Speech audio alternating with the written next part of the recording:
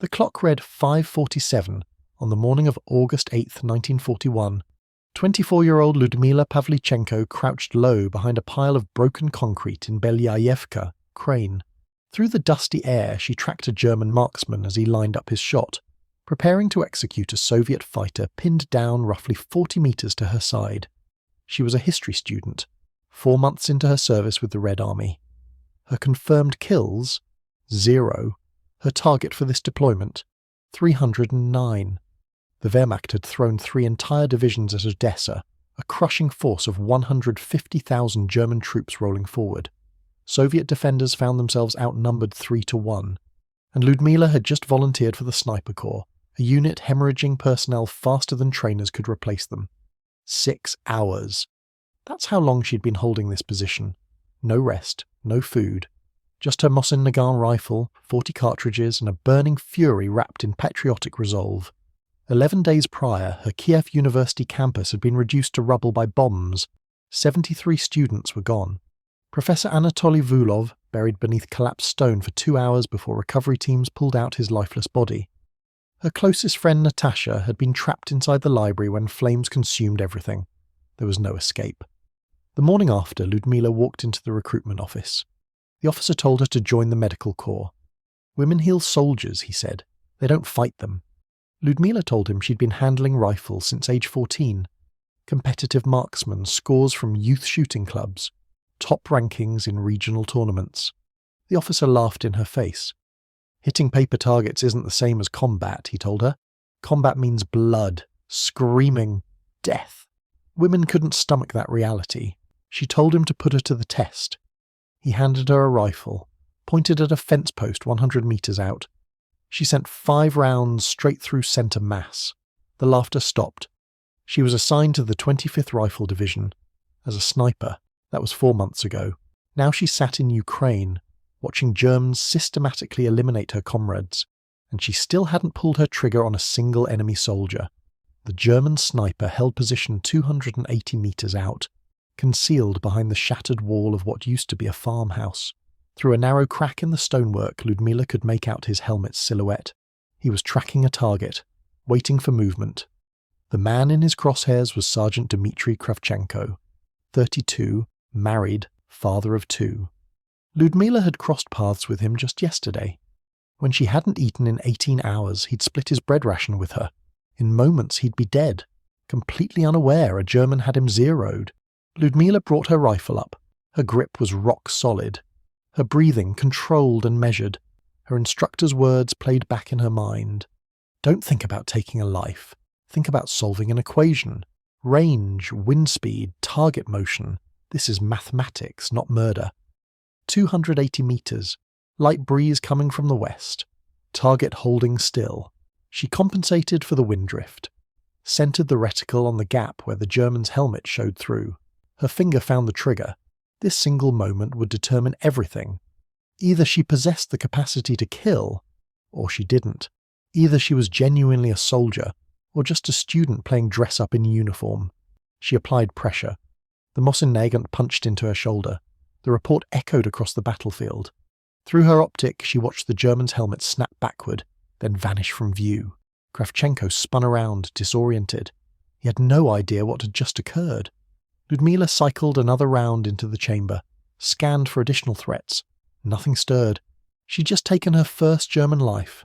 She felt nothing. No remorse, no triumph, just an immediate calculating question. Where's the next target? That was August 8th, 1941.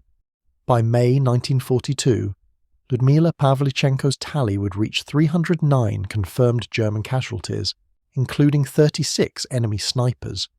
She would earn the title of history's deadliest female marksman, and the insane tactic that enabled this record was something Soviet military doctrine explicitly prohibited. She weaponized herself as bait. If this narrative is gripping you, tap that like button immediately. It signals YouTube's algorithm to share this with others who value these forgotten warriors. Subscribe so you catch what comes next. These accounts matter. The individuals who lived them deserve remembrance. You're instrumental in making that happen. Lieutenant Anna Morozova was the first sniper Ludmila watched die. August 19th, 1941. Morozova had operated as a marksman for 8 months. 47 confirmed eliminations. Battle-tested, intelligent textbook execution. Soviet sniper protocol was crystal clear. Never compromise your location. Establish concealment. Execute your shot. Immediately displace to a backup position. Never remain stationary beyond 30 minutes. Never fire more than 3 rounds from identical coordinates. Never engage without a guaranteed exit strategy. Morozova adhered to every regulation.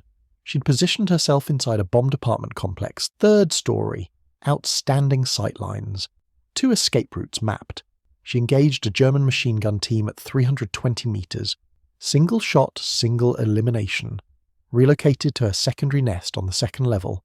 Held for 20 minutes. Engaged a German officer at 280 meters. Clean termination. She began moving toward her tertiary position on ground level. A German sniper's bullet punched through the stairwell window straight into her chest. She was dead before medics arrived. The German marksman had tracked her movements, observed her initial shot, anticipated her displacement pattern, and positioned himself to intercept. Morozova never detected him. She'd followed doctrine flawlessly, and died regardless. Ludmila was 1 floor below. She heard the shot, heard Morozova collapse, heard the Germans celebrating. They knew they'd eliminated a Soviet sniper. The German who killed Morozova was Hans Becker, Wehrmacht sharpshooter. 89 confirmed eliminations, specialist in counter-sniper warfare. He hunted Soviet marksmen the way Ludmila hunted German soldiers. Becker's methodology was consistent. Wait for Soviet snipers to engage, track their coordinates, predict their movements, eliminate them during relocation. Soviet doctrine simplified his job. Follow the manual, become predictable. Become predictable, become dead. The second sniper Ludmila lost was Corporal Viktor Stepanov, August 27th. Stepanov was 19 years old, 6 weeks as a sniper, 11 confirmed kills. Promising kid, eager to prove himself. He'd established position in a drainage channel 400 meters from German lines. Perfect concealment, strong sight lines, textbook placement. He engaged a German patrol at sunrise. 2 rounds, 2 kills. Germans scattered into cover. Stepanov followed protocol, stayed low, waited 15 minutes, prepared to displace to his secondary position. A German artillery shell landed directly in his ditch. Complete obliteration. Nothing remained to bury. The Germans had requested artillery based on their estimation of the sniper's hiding spot. Standard counter-sniper procedure. Observe the shot, calculate position, saturate the area with explosives. Stepanov's concealment was flawless. His shot placement was exceptional. His adherence to doctrine was perfect. He died anyway because the Germans understood exactly how Soviet snipers operated. By September, Ludmila had witnessed 7 snipers perish. Every single one had followed doctrine. Every single one died because they were predictable. German counter-sniper teams were too proficient. They'd memorized Soviet tactics. They understood Soviet positioning. They knew Soviet movement protocols. Fighting according to the manual meant dying according to the manual. Ludmila analysed how each confrontation unfolded. Identical pattern every time. Soviet sniper establishes position, engages target. Germans triangulate the shot. Counter-sniper or artillery responds. Soviet sniper dies or withdraws. The problem wasn't marksmanship. Soviet snipers could shoot straight. The problem was fighting defensively, waiting for opportunities, taking shots when targets appeared, following doctrine, never initiating, never controlling the engagement, never forcing Germans to react to them. German snipers, particularly experienced operators like Becker, hunted aggressively. They didn't wait for opportunities. They manufactured them. They forced Soviet snipers to expose themselves, then terminated them. Ludmila needed to flip that dynamic. Stop being hunted, become the hunter. But Soviet doctrine was unambiguous. Concealment equals survival. Exposure equals death. Never compromise your position. Never present the enemy with a target. The doctrine made theoretical sense. In practical application, it was a death warrant. German counter-snipers were too skilled. They could locate you even with perfect concealment. Ludmila decided to attempt something completely unauthorized. She would expose herself deliberately, make herself visible, draw fire, then eliminate whoever shot at her. It was madness. It violated every fundamental principle of sniper combat. It would probably get her killed.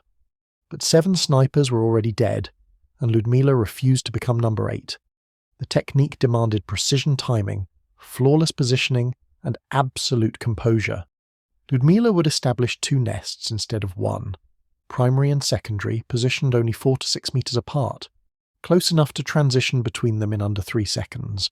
She'd place a decoy in the primary nest, a helmet mounted on a stick, a spare uniform sleeve packed with straw, anything that resembled a person from 300 meters out. She'd conceal herself in the secondary nest, watching. When a German sniper fired at the decoy, muzzle flash would betray their location. Ludmila would have 2 to 4 seconds before they realized the decoy was fraudulent. In those seconds, she'd acquire the target, aim, fire. 1 shot. If she missed, the German would know her actual position. She'd be eliminated. If she connected, she'd displace immediately, reset the trap, repeat the process. The plan was suicidal. Soviet command would court-martial her if they discovered it. Deliberately exposing a position, even a fabricated one, constituted tactical insanity. But Ludmila had watched too many friends die following the manual. She tested the technique September 3rd, 1941, early morning. German lines were 340 meters distant. She established position in a demolished cellar near the front. 2 firing positions, one with a helmet propped on debris, angled to appear like a sniper observing German territory.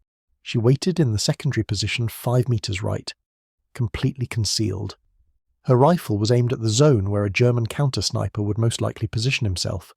45 minutes elapsed. Nothing moved. Ludmila's muscles burned from remaining motionless. Her eyes watered from staring through the scope. Insects crawled across her hands. She didn't flinch. At 6:17 a.m., a shot cracked across no man's land. The helmet in her primary nest jerked backward. Someone had taken the bait. Ludmila scanned German lines. There, 320 meters out. Muzzle flash. A figure shifting position behind a brick wall.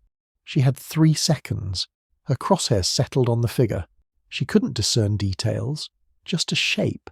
She fired. The figure dropped. Ludmila didn't wait for confirmation. She abandoned both positions, displaced 40 meters west, established in a different structure. Through her scope, she observed the brick wall where the German had been. 2 German soldiers appeared, dragging a body. Confirmed kill. The technique worked. Over the following 6 weeks, Ludmila refined the method. She learned precisely how long to wait, how to position decoys, how to predict where German snipers would establish themselves. She studied their patterns obsessively. German snipers favored elevated positions. They preferred shooting from buildings, 2nd or 3rd floors. They avoided ground-level hides because Soviet artillery targeted those first. They positioned themselves with sun at their backs when possible. They rarely changed positions during daylight. Ludmila exploited all of this. She positioned her decoys to be visible from elevated German positions. She timed her operations for when sun would be in German snipers' eyes, not hers. She built her secondary nests at ground level where Germans wouldn't anticipate her. She treated every engagement like chess. The decoy was her opening move. The German's shot was their response. Her kill shot was checkmate. By October, Ludmila had 78 confirmed kills. 22 of them were German snipers. Word circulated through Soviet units. The woman sniper who hunted the hunters. Soldiers began requesting her for counter-sniper operations.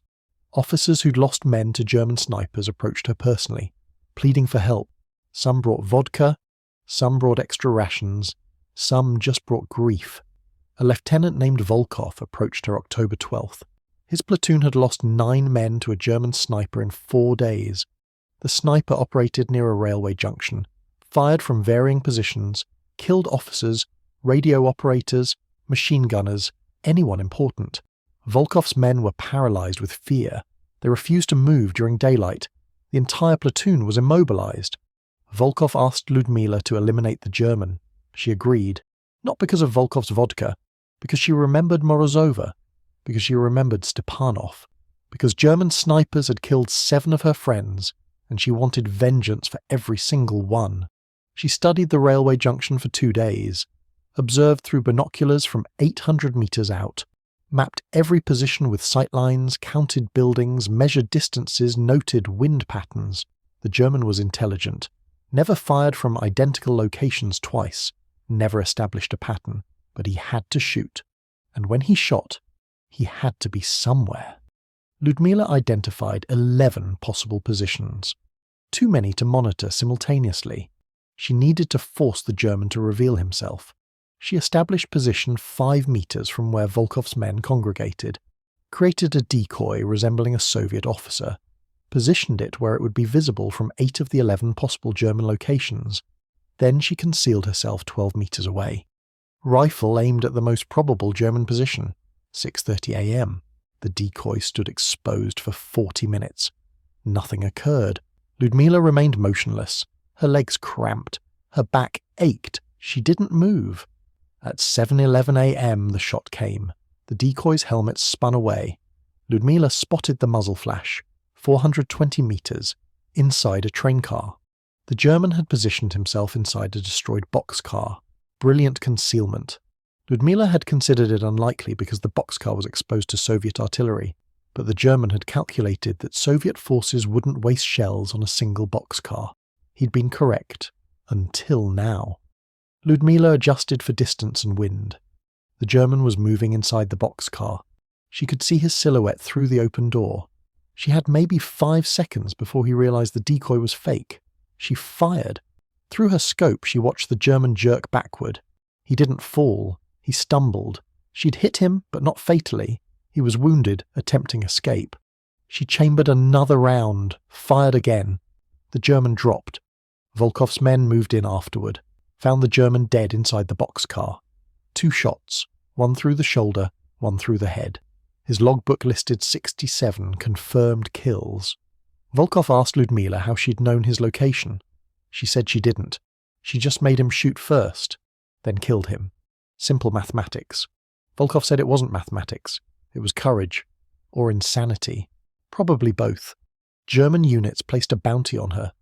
100 Reichsmarks for whoever killed the Russian girl. Then 500 Reichsmarks. Then 1,000.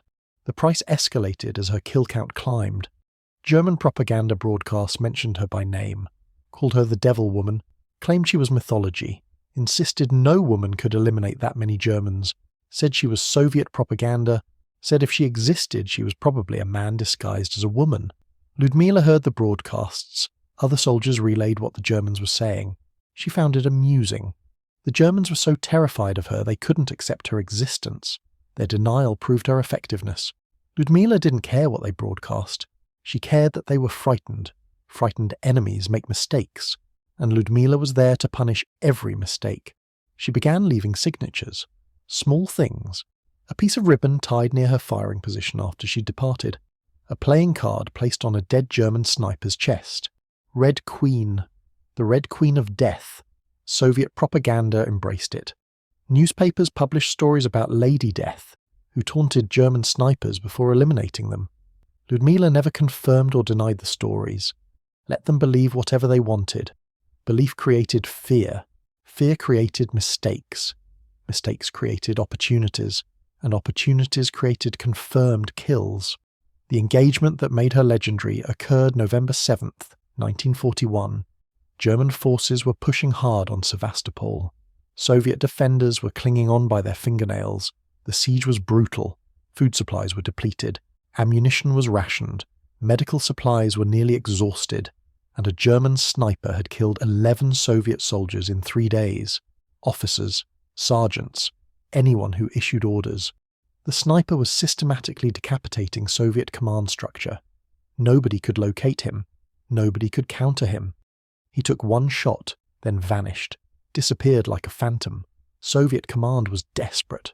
Major Chernov summoned Ludmila to headquarters, showed her photographs of the deceased, entry wounds, perfect placement. Every shot was fatal. No wounded, just dead. The German was exceptionally skilled. Chernov explained the entire command structure was paralyzed. Officers were afraid to show themselves. Sergeants were refusing to give orders in the open. The sniper was winning through terror. He wasn't just killing people, he was destroying morale. Soviet command asked Ludmila to find him. They gave her 48 hours. If she couldn't eliminate him, the entire sector might collapse. Commanders would refuse to lead. Units would fragment. The German offensive would break through. 48 hours. One sniper against another. Winner takes the sector. Loser dies. Ludmila accepted. She had no alternative. This was what she'd trained for. This was why she existed on this battlefield. To kill German snipers, to be superior to them, to prove that courage and innovation could defeat experience and skill. She studied the kill locations, all within a 400-meter radius, all during early morning between 5:45 and 7:30 a.m. All single shots to head or chest. Precision work. The German was good, very good. She plotted the angles on a map. Every kill came from a slightly different direction. Northeast one day, southwest the next, northwest after that. The German was mobile. He changed positions constantly, never fired from identical locations twice, never established a pattern. He was following doctrine perfectly. He was everything Morozova had been, everything Soviet doctrine taught. And Morozova was dead. Ludmila needed to think differently. She studied the terrain with Lieutenant Boris, a reconnaissance officer who'd survived the Odessa siege. Boris knew Sevastopol better than anyone. Every street, every ruin, every crater. They walked the perimeter at night. Dangerous work. German patrols were active. But Ludmila needed to see the battlefield from ground level. Needed to understand sight lines. Needed to think like the German. The area was urban ruins, collapsed buildings, rubble-filled streets, shell craters everywhere, 1,000 hiding places. The German could be anywhere, but he had to see his targets, which meant he needed sight lines, clear views, unobstructed angles. Ludmila mapped every position with clear views of where Soviet officers congregated. Command post, supply depot, communication center, observation posts. She identified 14 potential sniper positions. Buildings with intact upper floors, ruins with good concealment, positions offering multiple escape routes, too many to monitor simultaneously. She needed to narrow it down. The German fired in early morning. Why? Lighting? Routine? Wind conditions? Ludmila thought about it for hours. Lay in her bunk staring at the ceiling, running scenarios. Early morning meant Soviet officers were visible, moving between positions, checking defences, issuing orders. First light meant soldiers were fatigued, less alert. Guards were changing shifts. Attention was divided. The German was hunting during shift change. That meant he was observing specific locations at specific times. He knew Soviet routines. He'd studied them. He was patient. He was intelligent. He was everything Ludmila had to beat. Ludmila selected the 3 most likely positions based on sight lines and escape routes. North tower of a destroyed church, 3rd floor of a collapsed apartment building, rooftop of a former school, all had perfect views of Soviet command areas, all offered multiple exit routes, all were elevated enough to provide advantage. Then she did something even more insane than her normal tactics. She decided to become the bait herself, not a decoy, not a helmet on a stick, herself, standing in the open, making herself the most valuable target on the battlefield. If the German took the shot, she'd have maybe 1.5 seconds to react. If she was wrong about his position, she'd be dead before she hit the ground. If she was correct, she'd have one chance to dive, acquire the target, and fire before he repositioned. One chance, one moment, everything on the line. November 8th, 5:42 a.m. Ludmila wore an officer's coat she'd borrowed from a dead lieutenant. Too large for her, but recognizable from a distance. She stood in the open near the command post, right where officers usually gathered for morning briefing, made herself a target, exposed, vulnerable, alone.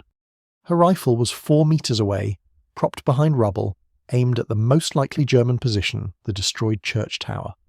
If she was wrong about the location, she'd be dead before she could react. If she was correct, she'd have maybe 2 seconds to dive, grab the rifle, acquire the target, fire. 2 seconds between life and death. 2 seconds to prove she was better than him. She stood there for 17 minutes. Each minute felt like an hour. exposed, every nerve screaming at her to take cover, every instinct telling her this was suicide. Her hands stayed at her sides, relaxed, had to look natural, had to look like a genuine officer, not bait. Wind blew cold across the ruins. She could hear distant artillery, machine gun fire to the east, normal battlefield sounds. Nothing moved in the German positions. Maybe the German wasn't there. Maybe he'd repositioned during the night. Maybe he'd been killed by artillery. Maybe this entire plan was based on faulty intelligence and she was standing in the open for nothing. Or maybe he was watching her right now, crosshairs centered on her chest, finger on the trigger, waiting for the perfect moment. Her heart hammered. Sweat ran down her back despite the cold. She counted seconds. 120 seconds standing in the open. 120 seconds of being a target. Nothing happened. Maybe the German wasn't interested. Maybe he'd seen through the trap. The shot came at 5:59 a.m. Ludmila heard it before she felt it. The crack of a rifle. Distinct sound. Mauser Carabiner 98. The snap of a bullet passing centimetres from her head. So close she felt the air displacement. So close it parted her hair. She dove left, not back. Left toward her rifle. Hit the ground hard. Ignored the pain. Grabbed her rifle. Her hands found it instantly. Muscle memory. She'd positioned it perfectly. Swung the barrel toward the church tower, scanned through the scope. There. 300 metres. Third floor of the destroyed bell tower. A figure moving back from an opening. He'd taken the shot. He was repositioning, moving back into shadow. She had maybe 3 seconds before he was concealed completely. Ludmila didn't take time to aim perfectly, didn't calculate wind, didn't adjust for exact distance, just pointed and fired. Instinct shot. The kind of shot instructors say never to take. The kind of shot that gets you killed in combat. Her rifle kicked against her shoulder. Through the scope she saw the figure jerk, saw him stagger, saw him fall backward into darkness. She didn't know if she'd hit him or if he'd taken cover. She stayed down, watched, waited, chambered another round, kept her scope on the tower opening. If he appeared again, she'd fire again, and again, until one of them was dead. 3 minutes passed. Nothing moved in the tower, no return fire, no movement. Either he was dead or he was playing the same game, waiting for her to expose herself again. Ludmila didn't move. She'd learned patience. Learned that the sniper who moved first usually died first. 10 minutes passed. The sun was rising. More light meant more visibility, more risk. Soviet soldiers were starting their morning routines. Officers were emerging from bunkers. If the German was still alive, he had more targets now. But he didn't shoot. 15 minutes after her shot, Ludmila saw Soviet infantry moving toward the church. Boris had organised a clearing team. They'd been waiting for her signal. She'd signalled by shooting. The soldiers entered the church cautiously, rifles ready, expecting ambush, expecting the German to be alive and waiting. Ludmila watched through her scope, followed their movement through the ruins. They reached the 3rd floor, entered the bell tower. 2 minutes later, Boris appeared at the tower opening. He waved. All clear. Target down. Confirmed kill. Ludmila lowered her rifle. Her hands were shaking. Not from fear, from adrenaline crash. She'd just survived a duel with a German sniper. She'd made herself bait. She'd taken an impossible shot under pressure. And she'd won. Later, Soviet soldiers cleared the building. They found a German sniper on the 3rd floor of the bell tower. Single shot through the chest. Dead. His rifle was still in his hands. A Mauser K98 with Zeiss scope. Custom modifications. This wasn't standard issue equipment. This was a sniper's personal rifle. His scope was still warm. His position was perfect. Concealment. Sight lines. Escape route. He'd done everything right, except underestimate his target. They found his logbook in his coat pocket. Detailed records, names, dates, distances. 94 confirmed kills according to his own documentation. His name was listed as Hauptmann Erwin König, Wehrmacht sniper, Special Operations Counter-Sniper Specialist. Or that's what Soviet propaganda claimed. Western historians debate whether König actually existed. Some say the name was invented for propaganda purposes. Some say he was real, but the details were exaggerated. Some say Ludmila killed multiple German snipers, and Soviet command combined them into one legendary enemy. The truth doesn't matter. What matters is Ludmila killed a German sniper who terrorized an entire Soviet sector. She did it by making herself bait.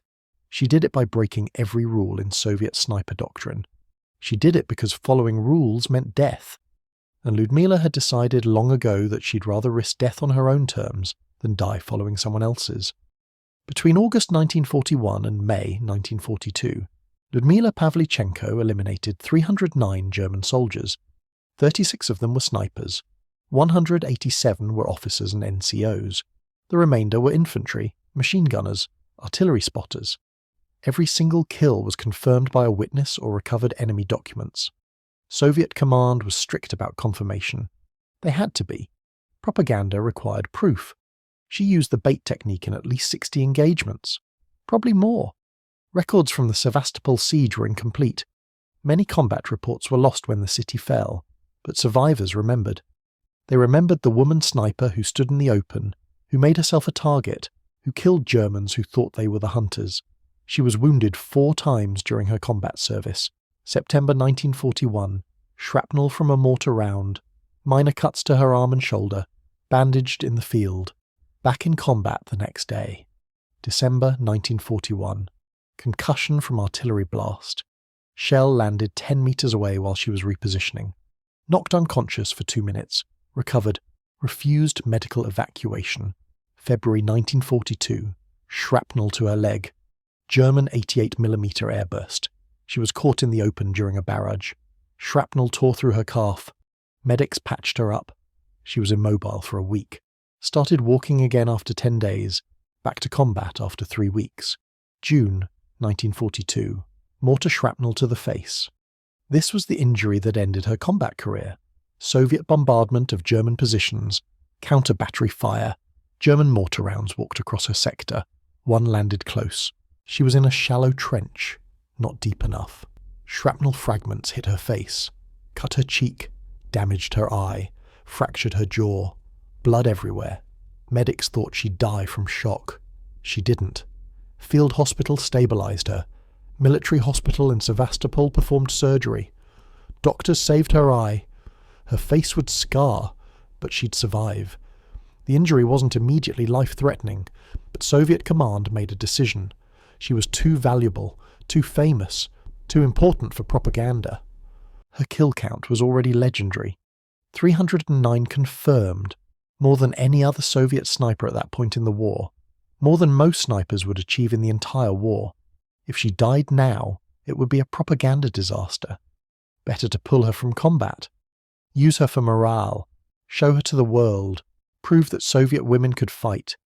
Soviet command pulled her from the front in July 1942. She was 25 years old. She'd been in combat for 11 months. 309 kills, 4 wounds, 0 losses of nerve, 0 breakdowns, 0 requests to be reassigned. She wanted to stay. She argued with her commanders, said she could still shoot, said her injuries were superficial, said Soviet forces needed experienced snipers. Command said no. Orders were orders. She was going on tour, first to Moscow, then to Britain, then to the United States. A goodwill tour. Show the Allies that Soviets were fighting hard. Show them that even Soviet women were warriors. Build support for a second front. Ludmila hated it. She was a soldier, not a performer. But she followed orders. She went to Moscow in August 1942, gave speeches, met with Communist Party officials, was awarded the Hero of the Soviet Union Medal, the country's highest honor. She was the first woman in Soviet history to receive it. Newspapers published her story. Pravda ran a front-page article. Lady Death, the woman who killed 309 fascists. Radio broadcasts featured interviews. She described her techniques, talked about using decoys, about dual nest tactics, about hunting German snipers, about making herself bait. Military strategists took notes. Her methods started being taught in Soviet sniper schools. The formal doctrine began to change. Aggressive tactics, psychological warfare, using the enemy's expectations against them. Ludmila's innovations became official Soviet sniper doctrine by 1943. In September 1942, she travelled to Britain, met with Winston Churchill. He asked her about combat, about killing, about what it felt like to shoot 309 people. She told him it felt like mathematics. Distance, wind, target movement, solve the equation, pull the trigger. Churchill said he didn't believe her, said she must feel something. Guilt, pride, something. Ludmila said she felt tired. That was all. Just tired. In October 1942, she travelled to the United States. This trip changed everything. She met Eleanor Roosevelt, the First Lady. Roosevelt was fascinated by her. A woman warrior, a feminist icon, living proof that women could do anything men could do. Roosevelt arranged for Ludmila to speak at rallies, dozens of them. New York, Chicago, San Francisco, Washington. Everywhere she went, thousands of people came to hear her. American newspapers called her the most dangerous woman in the world. Magazines published profiles. Photographers followed her everywhere. She became famous. Not in the Soviet Union, where she'd been just another soldier. In America, where she was exotic, mysterious. A female sniper, an impossibility. American women loved her. She represented something they couldn't be. Women couldn't serve in combat in the US military. But here was Ludmila. 309 kills. Proof that women could fight. Proof that gender didn't determine capability. American military officers were skeptical. They questioned her kill count, said it was propaganda, said no one, man or woman, could kill 309 enemy soldiers in 11 months. Ludmila didn't argue. She let her record speak. Soviet command had confirmed every kill. Witnesses, documents, physical evidence. The numbers were real. The US War Department eventually verified her claims through their own intelligence. Cross-referenced her kills with German casualty reports. The numbers matched. She wasn't lying. She really had killed 309 Germans. The tour lasted 6 months. By the time it ended in early 1943, Ludmila was exhausted. She'd given hundreds of speeches, met thousands of people, smiled for thousands of photographs. She'd become a symbol, and she hated it. She wanted to go back to the front, back to Sevastopol, back to where she mattered. But Sevastopol had fallen in July 1942. The siege had ended. Soviet forces had been evacuated or captured. The city was German now. There was nothing to go back to. Ludmila returned to the Soviet Union in March 1943. Soviet command assigned her to training duty. She would teach new snipers, pass on her knowledge, her techniques, her innovations. She would create the next generation of Soviet snipers. She taught at multiple training facilities: Leningrad, Moscow, Kiev. Hundreds of students. She taught them everything: how to build dual nests, how to use decoys effectively, how to predict enemy sniper positions, how to think like the enemy, how to make yourself the predator, not the prey. Some of her students became legendary themselves. Vasily Zaitsev studied her techniques, adapted them, used them at Stalingrad. His 225 confirmed kills made him the second most successful Soviet sniper of the war, after Ludmila. Other students went on to train more snipers. The knowledge spread. By 1944, Soviet sniper doctrine had been completely transformed. The defensive, concealment-focused approach was gone, replaced by aggressive psychological tactics, hunting tactics. Soviet snipers weren't hiding anymore. They were hunting. And it worked. German casualty rates from sniper fire increased dramatically between 1943 and 1945. Soviet snipers were killing more German soldiers than ever before. More importantly, they were surviving. Sniper casualty rates dropped. Soviet snipers were living long enough to become experienced, to pass on knowledge, to train others. The doctrinal change saved thousands of Soviet lives, and it all started with Ludmila deciding to use herself as bait. After the war, Ludmila struggled with what she'd done. 309 confirmed kills. 309 people who died because she'd been better at solving the mathematics of death. In interviews, she said she'd never enjoyed killing. She'd done it because fascism had to be stopped, because her country was invaded, because her friends were dying. She said every kill haunted her, every face she'd seen through her scope. She said she remembered them all, Ludmila married twice, had one son, lived quietly in Kiev, the same city where her university had been bombed in 1941. She died on October 10th, 1974. She was 58 years old. Stroke. The Soviet Union gave her a hero's funeral. She was buried with full military honours. Her obituary listed her as Ludmila Pavlichenko, Soviet sniper, hero of the Soviet Union. 309 confirmed kills. Western media barely covered her death. Cold War politics. By the 1970s, her story had been forgotten outside the Soviet Union. Inside the Soviet Union, she was legend. Schools taught about her. Books featured her. Movies portrayed her. But the real Ludmila, the one who broke doctrine, who used herself as bait, who reinvented how snipers fought, that version was lost in propaganda. Today, Ludmila's story exists in fragments. Military histories mention her kill count. Feminist writers cite her as proof women can excel in combat. Russian nationalists claim her as a patriotic icon. But few people understand what she actually did. She didn't just shoot Germans. She revolutionized sniper tactics. She proved that aggression could defeat skill, that psychological warfare was as important as marksmanship, that sometimes the only way to survive was to make yourself the target. Her technique, using decoys and dual nests, is now standard in modern sniper training. The US Marine Corps Scout Sniper School teaches variations of her methods. The British SAS includes her tactics in counter-sniper doctrine. Israeli Defense Forces study her engagements as case studies in urban warfare. None of these organizations mention her by name. None credit her specifically. The tactics have been absorbed into general doctrine, divorced from their creator.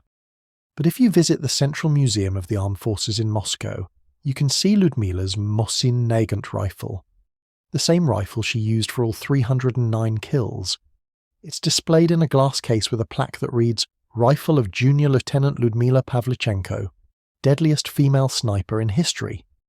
The rifle still has her adjustments, the scope she calibrated, the stock she carved her initials into.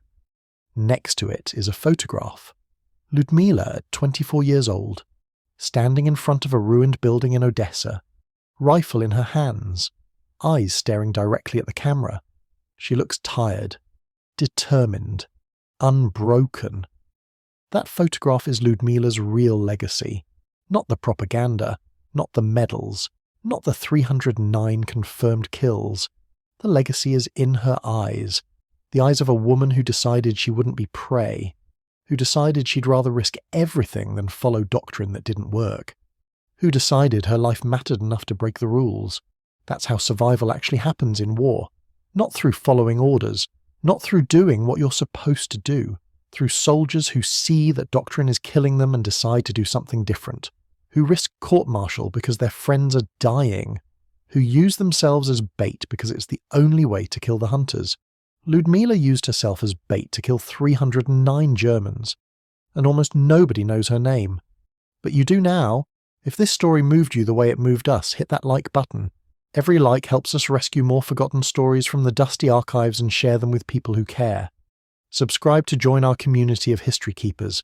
Drop a comment and tell us where you're watching from. Our audience stretches from Moscow to Texas, from military historians to the grandchildren of World War II veterans. You're not just watching, you're part of keeping these memories alive. Thank you for being here.